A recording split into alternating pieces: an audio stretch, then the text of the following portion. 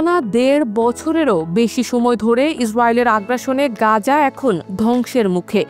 ঘর বাড়ি, খাদ্য ও চিকিৎসার অভাবে সেখানকার সাধারণ মানুষের জীবন দুর্বিষহ হয়ে উঠেছে। আর প্রতিদিনই দীর্ঘ হচ্ছে মৃত্যুর মিছিল। এই চরম দুঃসময়ে এক আশার আলো নিয়ে এসেছেন সৌদি বাদশাহ সালমান বিন আব্দুল আজিজ। তিনি ১,০০০ ফিলিস্তিনিকে সম্পূর্ণ বিনামূল্যে হজ পালনের আমন্ত্রণ জানিয়েছেন, যার আওতায় ইসরায়েলি আগ্রাসনে নিহত, আহত কিংবা কারাবন্দী ফিলিস্তিনিদের পরিবারভুক্ত ১,০০০ মানুষকে সম্পূর্ণ বিনামূল্যে হজ পালনের আমন্ত্রণ পেয়েছেন সৌদি বাদশাহের পক্ষ থেকে। ইসলামিক অ্যাফেয়ার্স মন্ত্রণালয়ের অধীনস্থ দাওয়া অ্যান্ড গাইডেন্স বিভাগ এর বাস্তবায়নের দায়িত্ব নিয়েছে।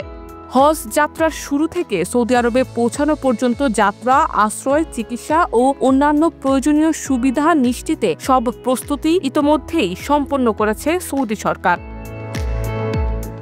গাজার স্বাস্থ্য মন্ত্রণালয়ের সর্বশেষ তথ্য অনুযায়ী ২০২৩ সালের ৭ অক্টোবর থেকে শুরু হওয়া ইসরায়েলি আগ্রাসনে এখন পর্যন্ত অন্তত ৫৩,০০০ ফিলিস্তিনি প্রাণ হারিয়েছেন।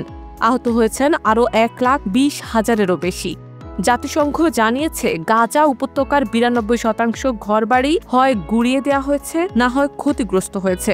বহু মানুষ একাধিকবার বাস্তুচ্যুত হয়েছেন, আর আশ্রয় কেন্দ্রের সংকট এখনও তীব্র। অন্যদিকে ইসরায়েল দ্বিতীয় দফার সামরিক অভিযান শুরু করেছে গত ১৮ মার্চ থেকে।